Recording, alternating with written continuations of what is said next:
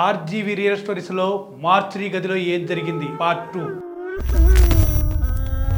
ఎప్పట్లానే mortuary గదికి ఓ lady శవం వచ్చింది. అప్పుడే రాజేష్ రాత్రి 9 గంటలకి తాగి డ్యూటీకి వచ్చాడు. డ్యూటీకి వచ్చి తను అనుకున్నట్టు ఆ గదిలోకి వెళ్ళాడు. ఆ గదిలోకి వచ్చిన ఫ్రెష్ శవాలను వెతుకుతూ ఉన్నాడు. వెతుకుతూ ఉండగానే ఒక శవం వైపు చూశాడు.